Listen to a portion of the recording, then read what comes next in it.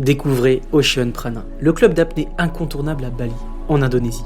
Ocean Prana est un concept full inclusif incluant des logements, un restaurant, du yoga, une piscine de 25 mètres. Ocean Prana est un freediving resort de classe mondiale, créé et dirigé par Yoram Zekri, l'un des plus expérimentés AIDA Instructor Trainer au monde avec 37 ans d'expérience. Que vous soyez débutant ou souhaitez vivre de votre passion en enseignant, Yoram et son équipe vous proposent des formations AIDA de niveau 1 jusqu'à niveau instructeur, ainsi que des packages personnalisés pour atteindre vos objectifs. Profitez d'un cadre tropical idyllique, rejoignez Ocean Prana à Bali. Alors rendez-vous sur www.oceanprana.com. Bienvenue sur la Freediving Family, le podcast 100% apnée, 100% francophone. La Freediving Family, ce sont des interviews pour explorer les motivations, les peurs, les déclics et découvrir les parcours inspirants de nos femmes et nos hommes dauphins. Je suis Julien Moreau, membre de l'équipe de France d'apnée AIDA 2024 ainsi qu'AIDA Master Instructeur. Mais je suis avant tout, comme vous, un amoureux de l'océan et de la communauté apnée. Depuis 2021, je parcours le monde, de Bora Bora au Blue Hole égyptien. Sur ma route, je tends le micro aux freedivers vivant leur rêve de grand bleu. Installez-vous confortablement et bonne écoute à vous. Mais avant, n'oubliez pas de vous abonner à la Freediving Family, le podcast 100% apnée. Salut à tous, c'est Pierre Frola. Cette année, je vous propose 8 dates de stage sur les thématiques du perfectionnement en apnée. Que vous soyez un super débutant entre 0 et 10 mètres ou un apnéiste désireux d'aller jusqu'à 45 mètres, ces stages ont été pensés pour vous. Stage de 2 jours et 2 nuits, individualisation de la pédagogie, 3 séances d'apnée en mer par jour, 2 séances de ventilation et de préparation physique, 4 cours théoriques, 1 séance swim-off. Hébergement en appartement pour 2 ou 3 personnes, carnet de plongée, assurance, petit déjeuner et déjeuner compris. Alors si vous ne savez pas quoi faire cet été, venez donc découvrir ou redécouvrir mon école à Monaco. Rendez-vous sur www.pierrefrola.com à la rubrique Stage apnée 2026. Salut, enfin je devrais peut-être dire buongiorno. Aujourd'hui, nous avons la chance de recevoir un grand champion italien, Davide Carrera. J'ai rencontré Davide à plusieurs occasions lors de mon entraînement avec Mika Picard dans la fameuse école de Touchdown à Dahab. Davide, il animait des sessions de yoga et avec sa voix calme et son aura de gourou indien, il nous expliquait sa philosophie de l'apnée et du yoga et plus largement de son lien avec la terre, la mer et les énergies. Une approche presque religieuse, pleine de bienveillance et de calme. Davide revient sur ses grandes performances en apnée, avec notamment un record en apnée profondeur à 130 mètres. Vous imaginez, 130 mètres, c'est énorme. Il est à seulement 6 mètres du record du monde d'Alexei Molchanov. Davide nous explique aussi ses accidents de décompression et comment il a récupéré. Et surtout, quel protocole il a suivi avec William Turbridge pour faire une déco dans le Dean's Blue Hole. Un protocole de décompression qui sera peut-être, demain, appliqué directement après un ADD lors des compétitions. Un sujet sensible depuis le décès d'Andrei Matvenko, le champion russe qui nous a quittés l'année dernière. Nous embrassons fortement ses amis et sa famille. J'espère que 2026 apportera plus de sécurité pour les athlètes victimes d'accidents de décompression. Davide Carrera, c'est un homme de 50 ans, un demi-siècle, et pourtant il en fait 40. Il nous partage aussi quelques secrets pour garder la santé tout au fil des ans. Chers auditeurs, chères auditrices, je vous invite vivement à doter le podcast Freediving Family 5 étoiles et à vous abonner pour ne louper aucun épisode de la Freediving Family. Si vous voulez m'aider, devenez aussi tipeur et à hauteur de 2 ou 3 euros par mois, vous pouvez contribuer à rendre le podcast pérenne et durable. Vous êtes seulement 12 sur plus de 1000 abonnés. Je suis convaincu que vous êtes plus nombreux pour soutenir la FF. Bref, maintenant, laissons place au grand champion italien, Davide Carrera ou la force tranquille.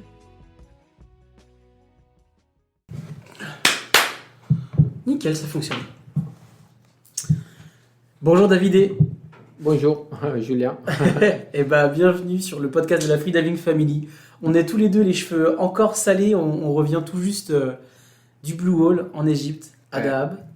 Merci pour m'avoir invité et bon, je suis content de partager. Je fais des podcasts en anglais et en espagnol et c'est bien de faire aussi en français pour les amis françaises.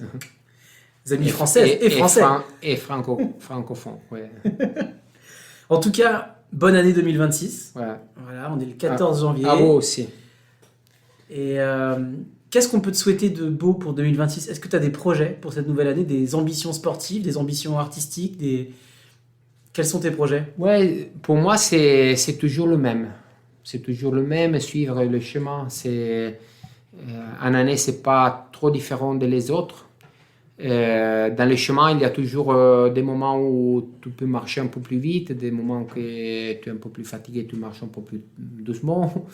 Et des fois, dans le chemin, tu trouves des obstacles. Et des fois, ça va tout super cool. Mais c'est ça. Donc, je ne fais pas trop de projets.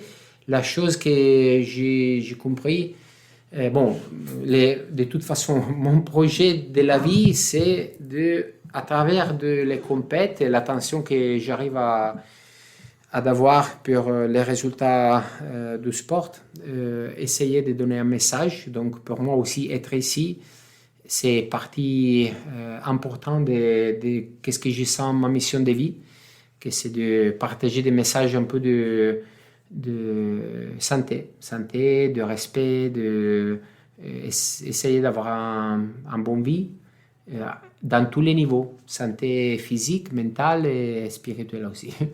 Et à propos de ça, on est à un niveau énergétique, on est dans une période historique mondiale difficile, avec toutes les choses qui sont en train de passer. Et tu penses à quoi c'est spécifiquement? Clair. Bon, c'est plein de Palestine, qu'est-ce qu'il est en train de passer en Iran maintenant, Soudan, Congo, Russie, Ukraine. Mais c'est aussi vrai qu'aujourd'hui, avec tous les réseaux sociaux, avec plein de choses qui aident la communication, on connaît plus. Il y a été toujours des injustices, des violences dans notre planète, mais seulement qu'aujourd'hui on est plus conscient de ce qui s'arrive dans les mondes. Et ça c'est bon, c'est triste aussi parce que clairement quand tu sais rien, tu sais rien. Quand tu sais un peu plus, ça donne un peu de tristesse voir qu'est-ce qui s'arrive. Et bon, à part de ça, le message, c'est un peu de respect, d'amour. Bon, je sais que peut-être, je vois souvent les amis français qui rigolent un peu quand on parle de peace and love. Non? Ouais. Il y a David, il est tout comme ça, un peu peace and love, comme l'idée un peu de zen, de ces choses-là. Moi, je suis très concrète, très pratique. Je sais que c'est pas seulement peace and love et pas seulement la philosophie, mais c'est aussi l'action et de s'entraîner justement pour avoir des résultats, de travailler dans tous les choses, de matériel, de l'entraînement physique, mental et tout.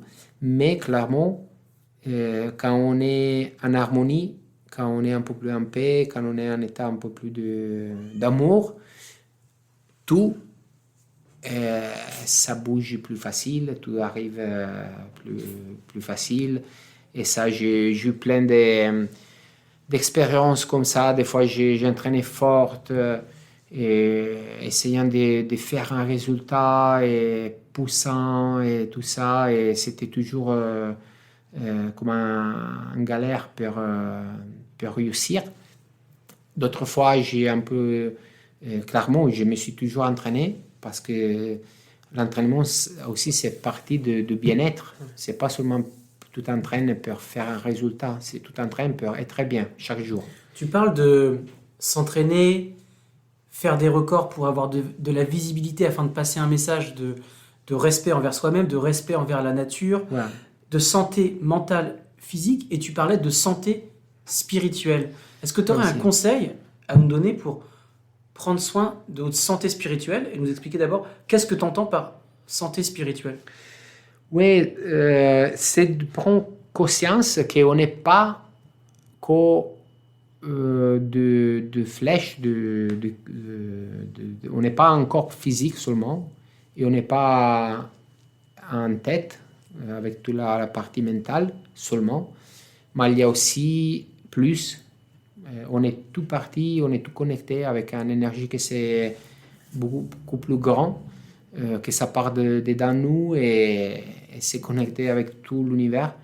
Et donc, pour moi, être conscient de ça, c'est important aussi. Et avant, quand je parlais un peu de la situation politique aujourd'hui, savoir aussi que pour la santé, on ne peut pas être trop égoïstique, tu dis? Égoïste. Égoïste, oui. Égoïste, ouais. Ouais. On ne peut pas penser à notre santé si on ne pense pas aussi à la santé de tout. Ouais. Parce que De la Terre et de l'humanité. Ouais, parce que comme j'ai dit, on est tout connecté. Donc, aussi, essayer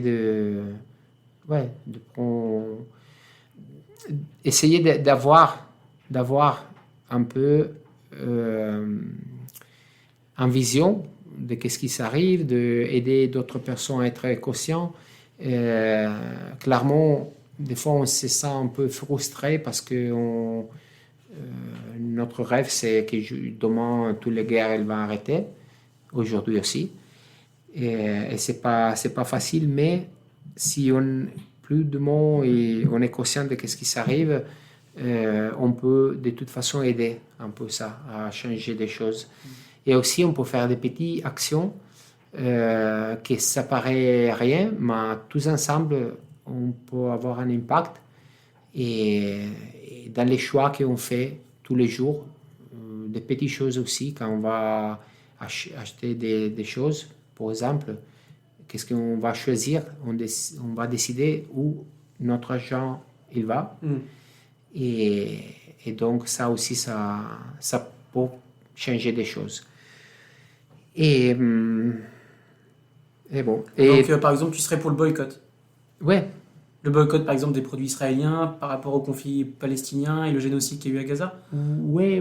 C'est pas seulement, à la fin, c'est pas le boycott pour le produit israélien, seulement parce que c'est pas toujours la faute des Israéliens. J'ai plein des amis israéliens et c'est pas ça. Les problèmes, sont les gouvernements. Le gouvernement. Aussi en Italie, maintenant, c'est un peu mal qu'est-ce qui s'arrive.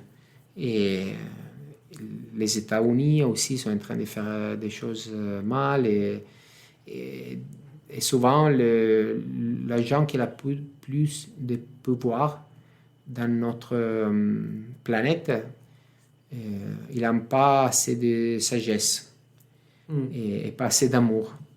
Sinon, notre planète vraiment peut parce que c'est super beau et c'est super riche et on aura assez pour tout le monde, pour manger, pour bien-être et on pouvait vraiment vivre dans un paradis vraiment, mais pour le grid, comme tu dis grid en français. Le grid, je ne sais pas ce que c'est. Grid, c'est l'avarice.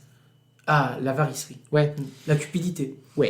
De quelqu'un, à la fin, c'est pas un paradis, c'est un peu un enfer des fois.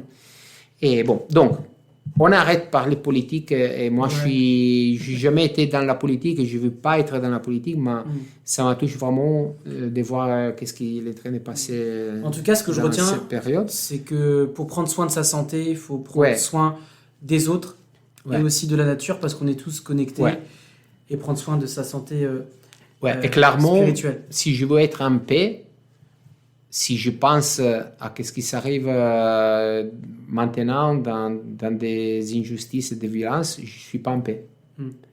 Dans les profondeurs de moi-même. Et bon.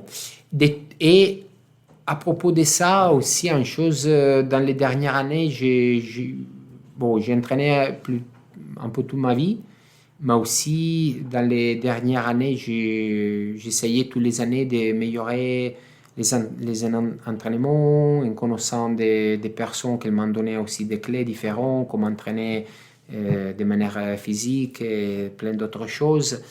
Et je me sens bien, j'ai vu une progression dans les années et je suis content. Mais aussi, la dernière année, je me suis rendu compte que j'étais fatigué et stressé parce que, un chose, c'est aussi l'économie.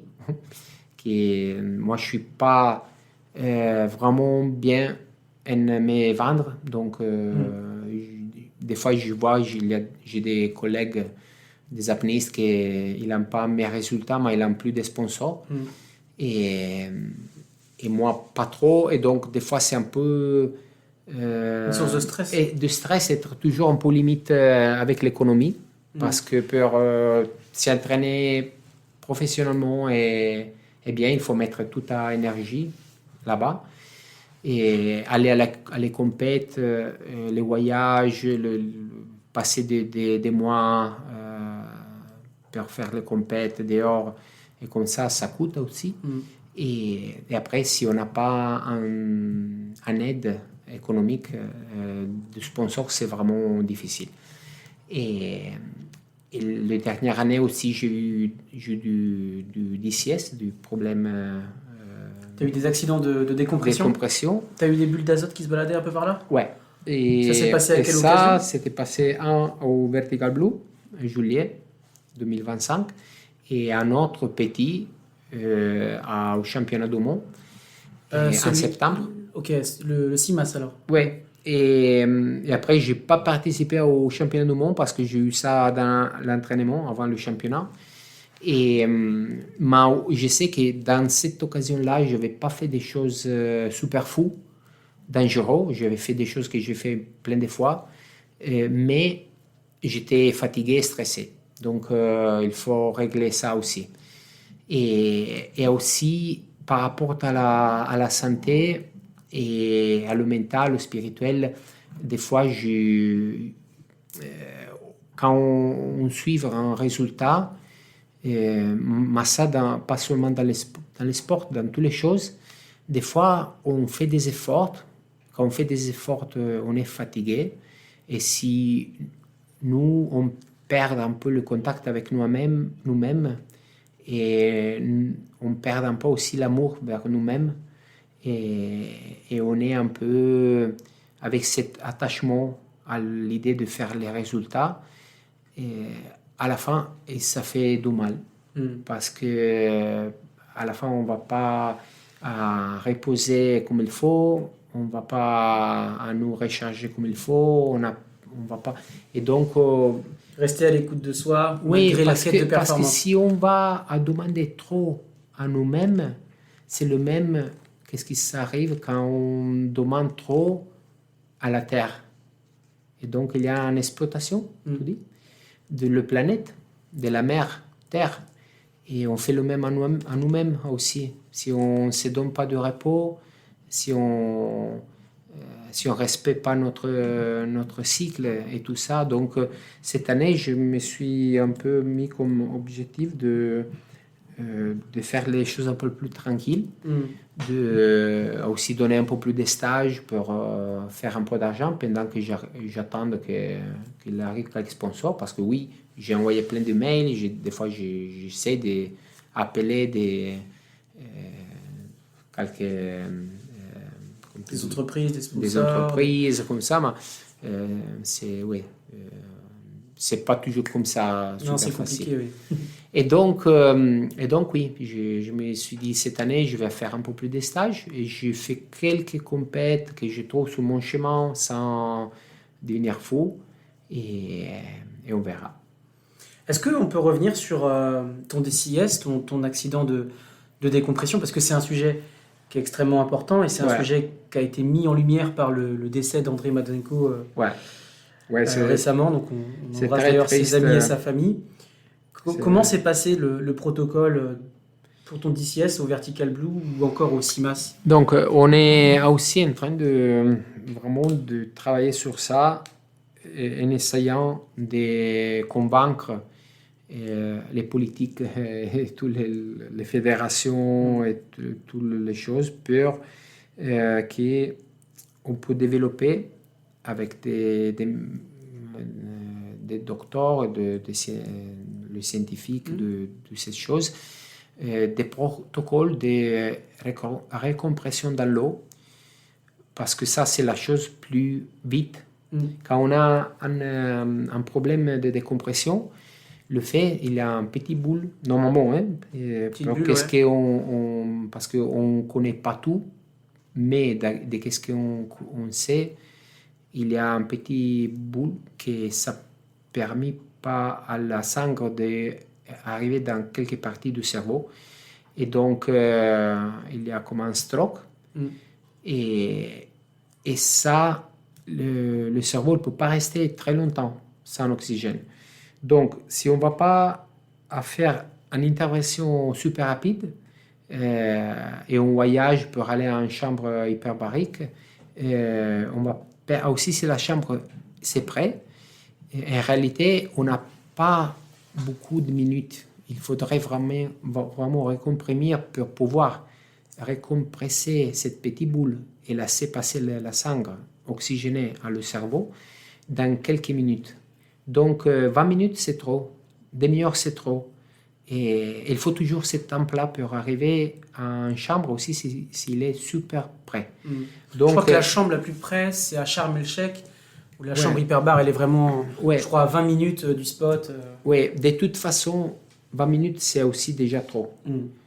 Le mieux c'est de récompresser tout de suite. Et pour récompresser tout de suite, il faut entrer dans l'eau avec l'oxygène et faire une récompression dans l'eau. Suivre avec des techniciens hyperbariques, des médecins, tout ce qu'il faut, et le faire bien. Mais ça, qu'est-ce qu'on a vu dans l'expérience des moi et des autres athlètes qui ont eu des problèmes dans les dernières années, que ça aide vraiment à récupérer super vite et de ne pas avoir des effets après. Du coup, au Vertical Blue, ils t'ont remis tout de suite sous l'eau. Oui. Et c'était quoi le protocole? Tu allais à 10 mètres, à 20 mètres, tu faisais un touch and go? C'était un protocole que William il a développé avec... William Turbridge, l'organisateur du Vertical Blue, qui a lieu aux Bahamas. Oui. Avec un peu aussi partageant l'expérience de tous nous, athlètes, et avec des médecins.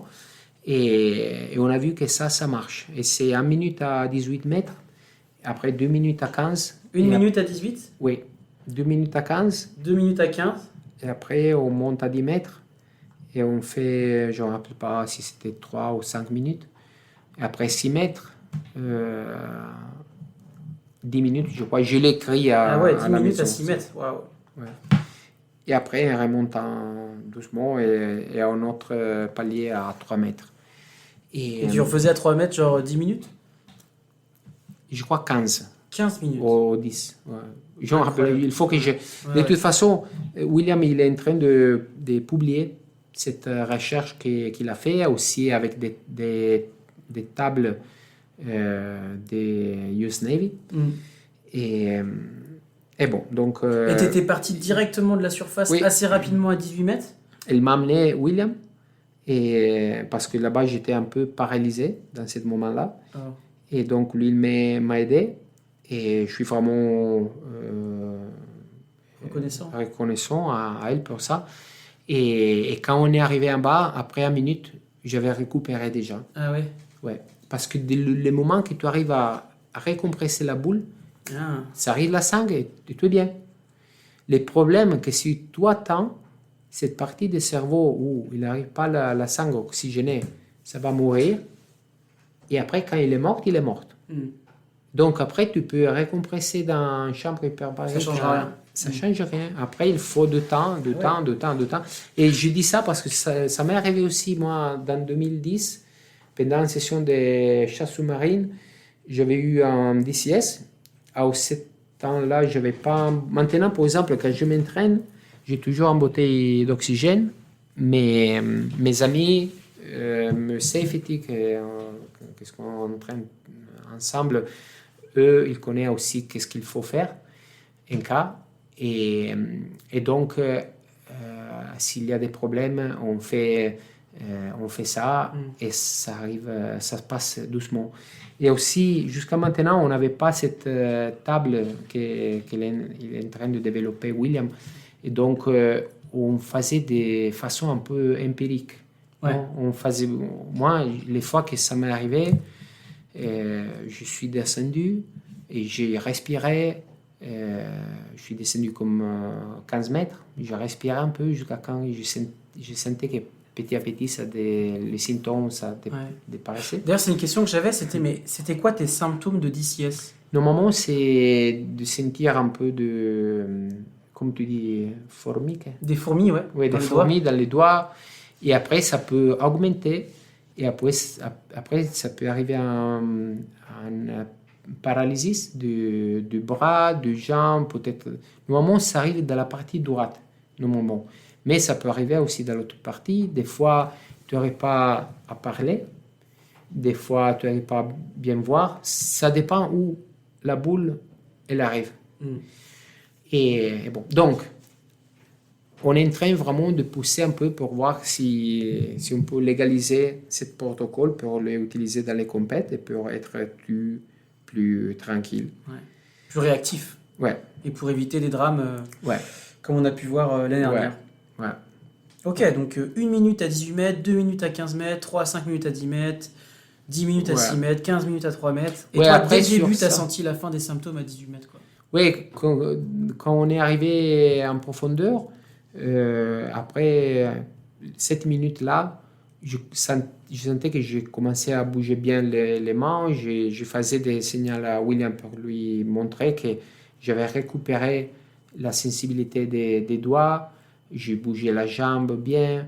Et bon, après, on est remonté petit à petit pour faire tous les paliers, pour vraiment essayer de dissolver l'azote dans le corps. Et bon. Mais ça, vraiment, la rapidité dans l'intervention, c'est la chose plus importante.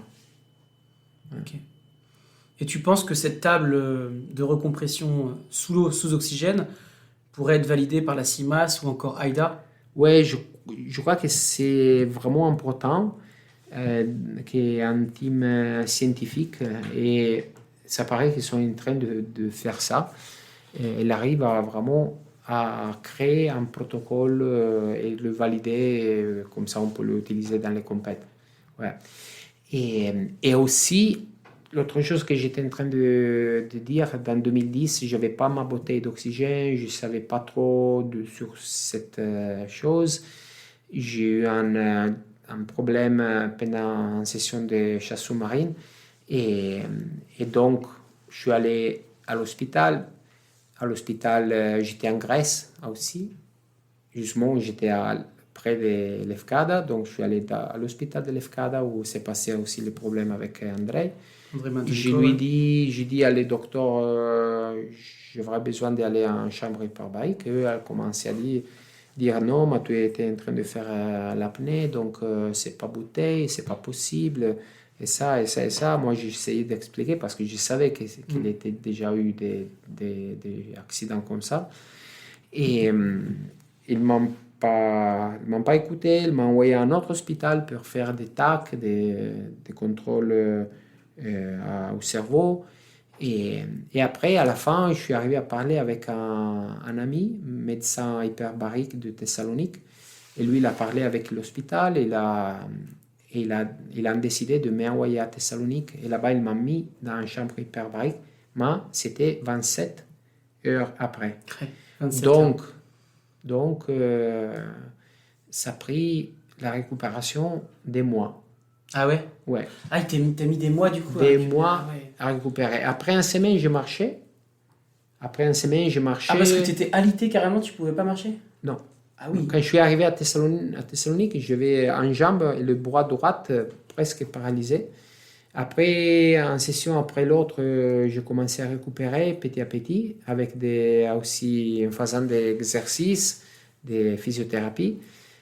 Je suis sorti après une semaine de l'hôpital sur mes jambes, mais je n'avais pas la sensibilité bien. Et ça m'a pris 2 mois. Des mois. Et je suis rentré dans l'eau la première fois après 6 mois. Et c'était en quelle année? 2010 du coup? 2010. Et comment tu as fait pour reconstruire ta ta confiance mentale pour t'immerger ensuite en profondeur? J'étais à côté de toi au boulot, là je crois que tu étais à 70 ou 80 mètres. Comment tu fais pour ne pas penser, tiens, est-ce que je vais refaire un accident de décompression? Est-ce que tu as une anxiété qui est complètement dépassée? Aussi avec l'expérience. Bon, on a toujours, quand on fait des choses comme ça, un peu plus fortes, un peu plus extrêmes, ça peut arriver l'accident, ça fait partie du jeu. On essaye toujours de l'éviter, on essaie toujours d'être conscient de ce qu'on fait, on essaye de ne pas pousser trop, mais ça peut arriver, donc on l'accepte et après on essaye de l'expérience d'apprendre comme il faut faire pour pas avoir de ces problèmes et on peut construire la confiance sur ça, sur la sensibilité, et s'écouter, l'expérience, savoir que si on fait des plongées profondes, il faut des repos entre un plongée profond et un autre. Et en bonne récupération, être très bien, et tout ça. Donc, être à l'écoute de soi et se respecter. Oui, et après, toujours aller petit à petit. Si tu as un accident, tu ne vas pas plonger les jours après à la même profondeur. Il faut faire un pas arrière et dire, OK, on recommence petit à petit, on essaie d'entendre qu'est-ce qui s'arrive. Davidé, tu es un grand champion. Tu as comme un record personnel et un record en compétition à 130 mètres de profondeur en poids constant. Tu es à 6 mètres du record du monde d'Alexei Molchanov. Quelles ont été les grandes clés d'entraînement dans ton parcours qui t'ont permis d'atteindre ces profondeurs? Est-ce que tu as eu des grands passages à vide et des grands passages d'accélération dans ta progression? Je crois qu'ils sont plein de choses. C'est vraiment un chemin de toute ma vie. Parce que j'ai commencé à faire de la plongée quand j'étais un enfant, petit. Je ne me rappelle pas si j'avais 4 ans ou 5. En jouant dans l'eau à chercher des coquillages dans l'été. En Italie? Oui, en Ligurie, à Andorra. C'est pas loin de Nice, c'est à 1 heure de voiture de Nice. Et donc j'ai passé l'été là-bas avec mes grands-parents et j'ai commencé comme ça. Et adolescent, j'ai commencé à aller un peu plus profond. En même temps, je voyais les records à cette époque de Mallorca et Mayol quand j'étais gamin. Et après, Pipine et Pellizzari. Et après, j'ai commencé à aller un peu plus profond. Et après, j'ai connu Umberto Pellizzari quand j'avais 18 ans. Et je suis entré après 2 ans dans sa équipe de safety. Dans l'équipe de safety d'Umberto? Oui. Pour ses records en no limit? Oui, en no limit, en constant, en tout, parce que j'ai fait la sécu à Umberto de 99-96. Okay. Que c'était aussi l'année de le premier championnat du monde à Nice. Ouais. Et j'avais 20 ans. Dans l'été, j'ai fait la sécu à Umberto. Après, Umberto il m'a dit, regarde, en octobre, il y a le championnat du monde. Qu'est-ce que tu veux venir? On organise une petite équipe italienne. Et donc, on a fait ça. Et de là-bas, j'ai toujours continué.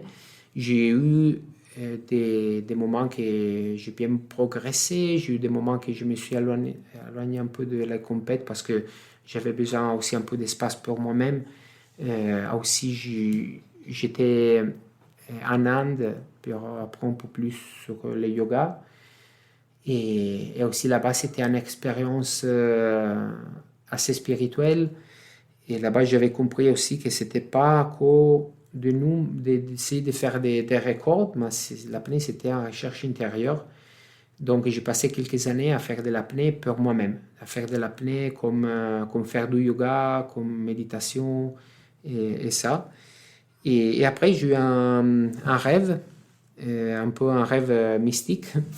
J'ai rêvé de San Juan Bosco, Don Bosco, un saint italien de Salesian. J'avais fait l'école. C'est quoi? Tu as eu un rêve mystique de?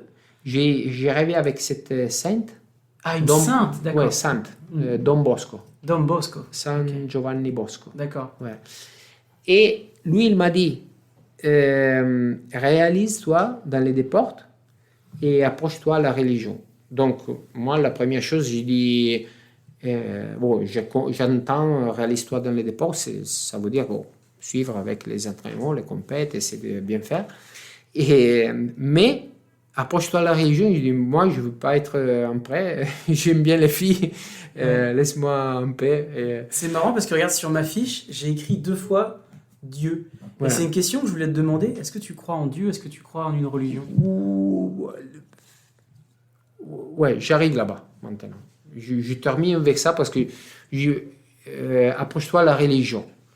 Et après, je dis non, moi j'arrive d'une éducation chrétienne catholique très stricte. Je suis allé à l'école des Salesiani, j'étais en école de code de gars et tout ça.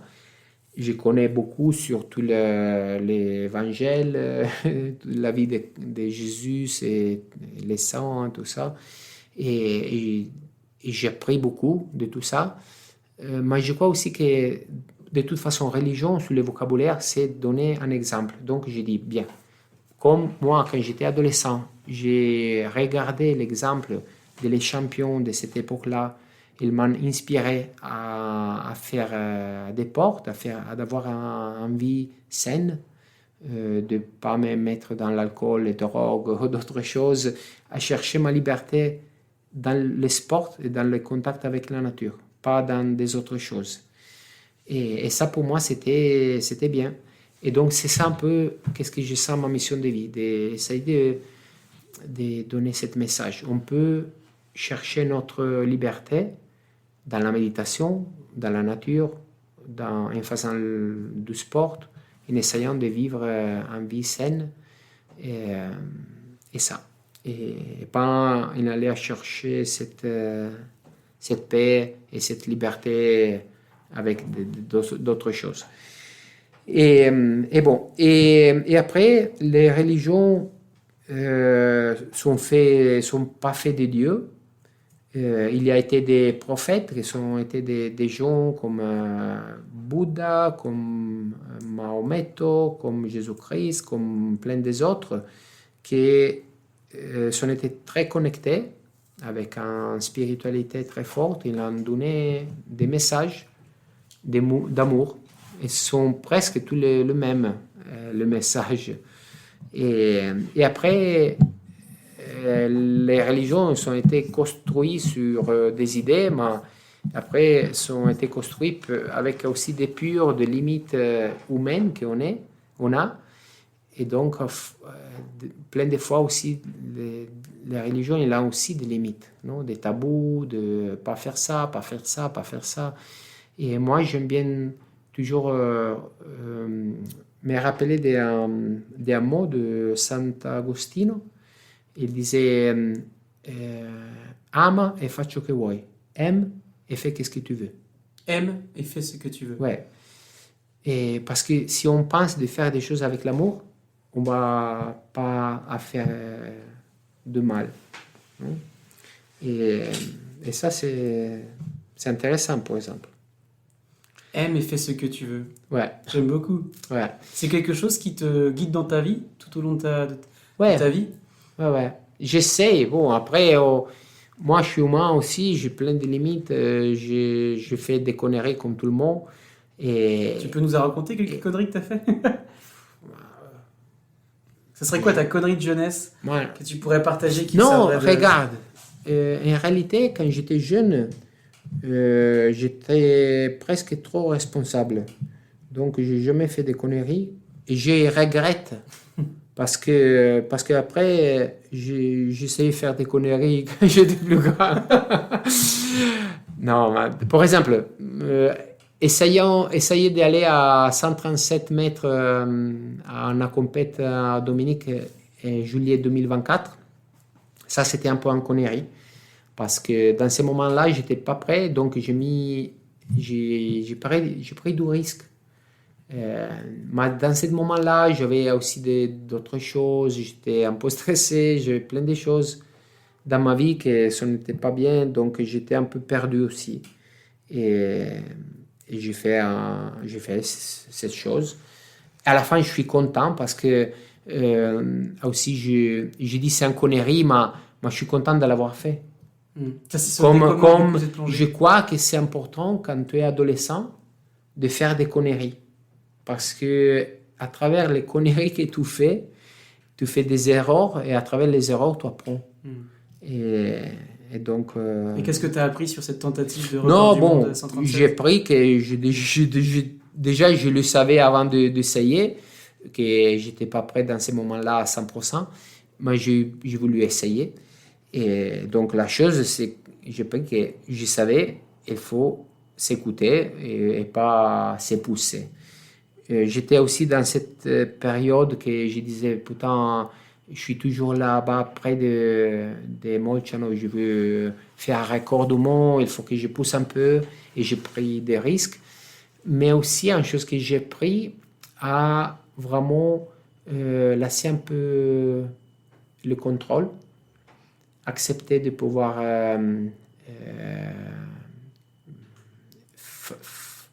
faillir,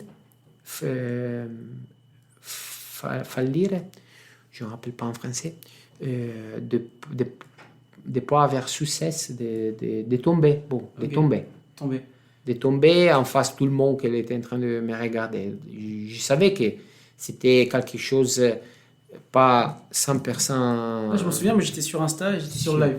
J'étais en train de regarder. Oui, je savais qu'il n'y avait vraiment pas trop de possibilités de le faire.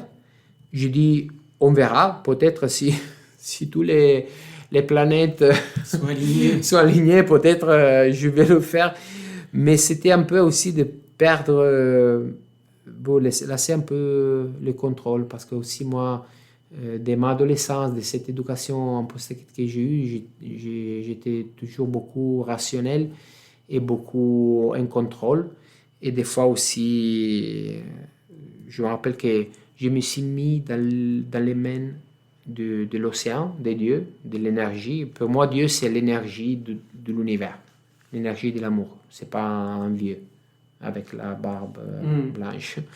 Et c'est l'énergie qui nous connecte tout. Il y a Dieu dans toi, dans moi, et on peut être tout Dieu à notre façon.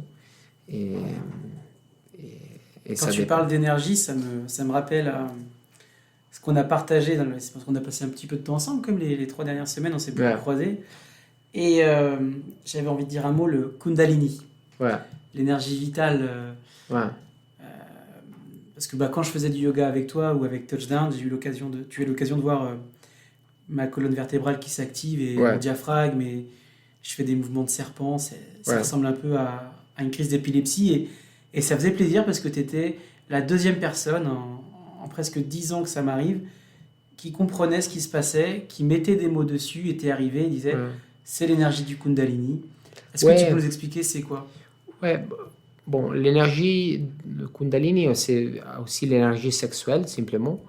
C'est une énergie qu'on a dedans et c'est l'énergie plus forte qu'il y a sur les planètes. Et des fois, à travers des exercices de respiration, des choses comme ça peut se réveiller.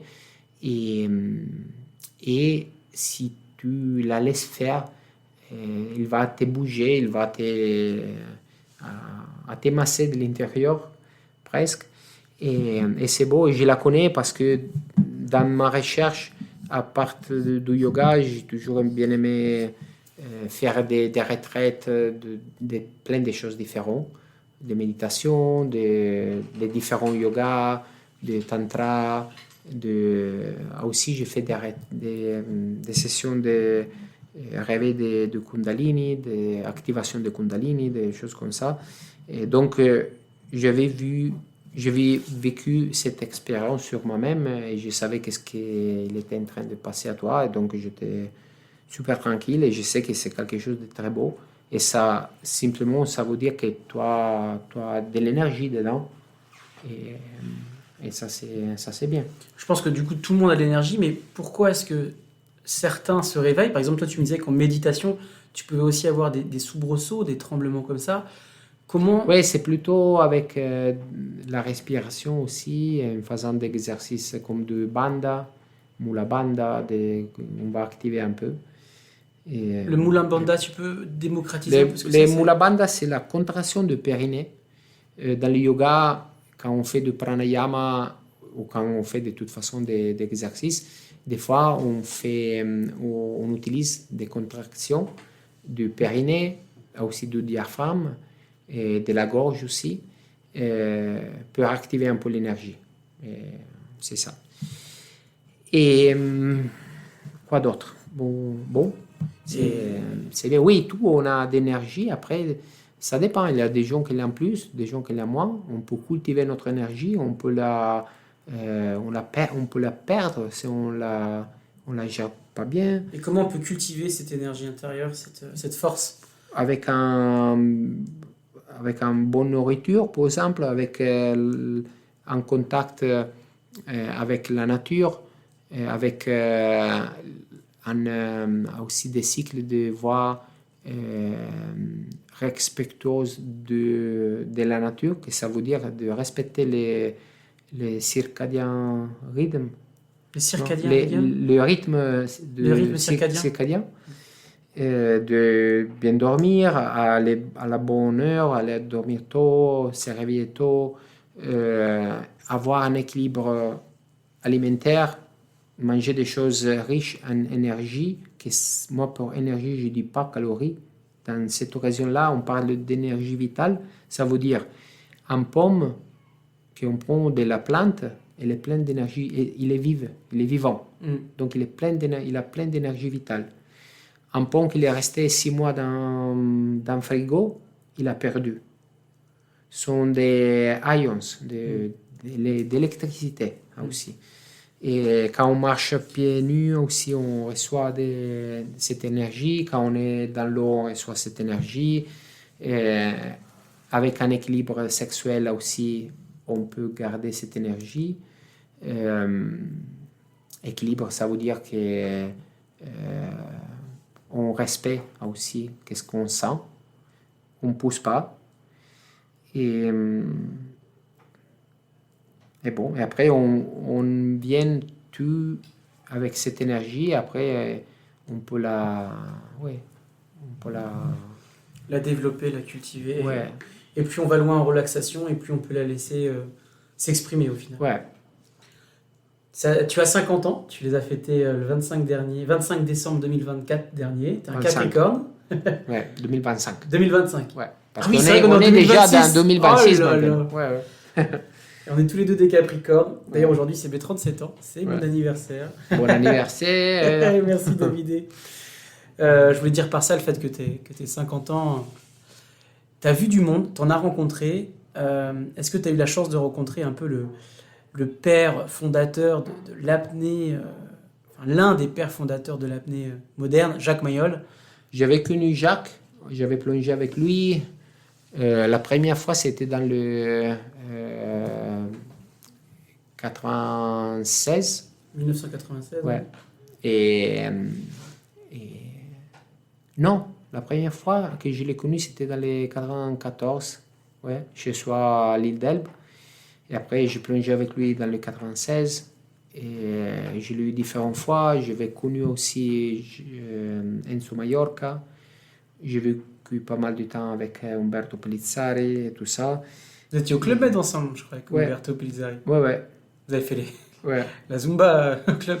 Moi, j'étais très timide à cette époque-là. Ouais, j'arrivais de l'éducation catholique, donc Umberto, il n'a pas l'air timide.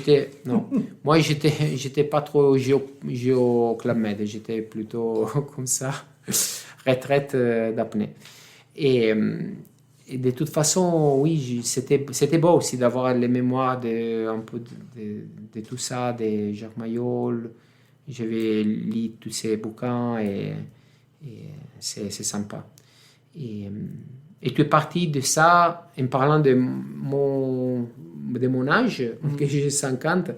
Et je crois que tu voulais aussi peut-être demander à propos de la longévité. Je crois que l'apnée, c'est un des portes qui peut être très longève. Maintenant, par exemple, notre ami David Mellor, il a plus de 60 ans, il a fait des plongées à 100 mètres, il est très fort.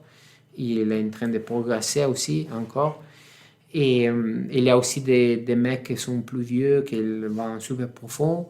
Et ça, c'est beau. C'est beau parce que je vois l'apnée un peu comme un art martial où il y a des maîtres de Kung Fu qui sont à 90 ans, sont encore super en forme parce qu'ils ont pris soin de sa même toute sa vie, avec le respect, avec un équilibre. Et ça, c'est beau. Et il y a aussi une chose qui il m'a ouvert un peu la tête il y a presque 20 ans.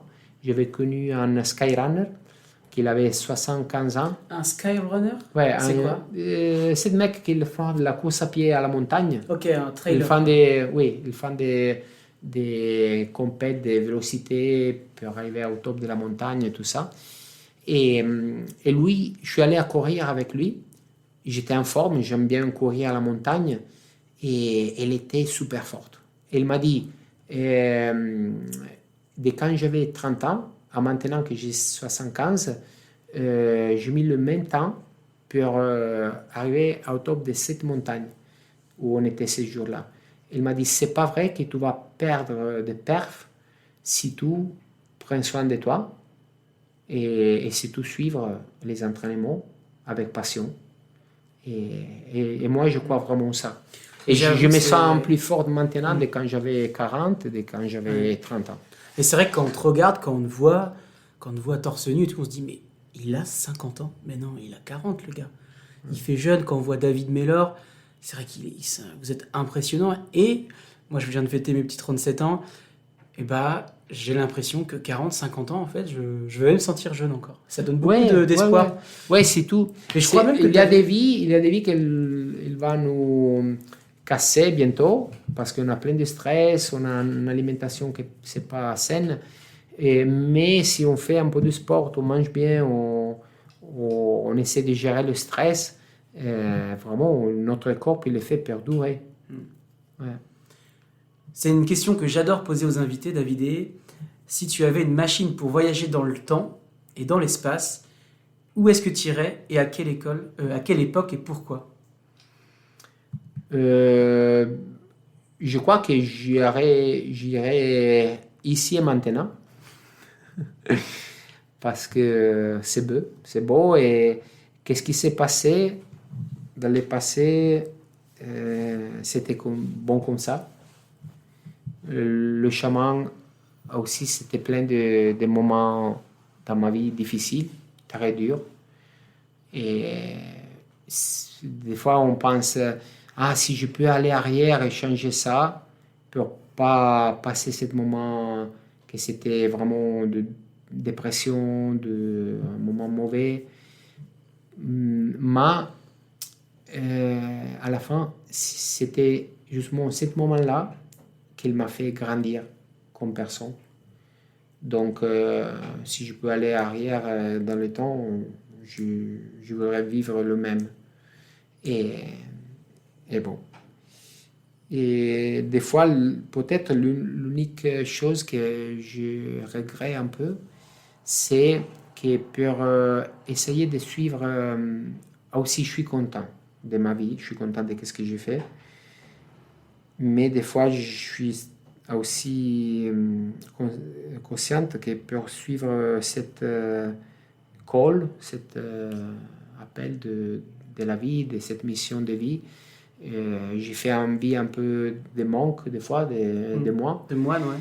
Et moi, comme je dis avant, j'aime bien aussi les filles, j'ai eu des relations, j'étais amoureux des gens, et après j'ai laissé des filles pour lesquelles j'avais plein d'amour en cœur, parce que je voudrais me sentir libre pour suivre ce chemin.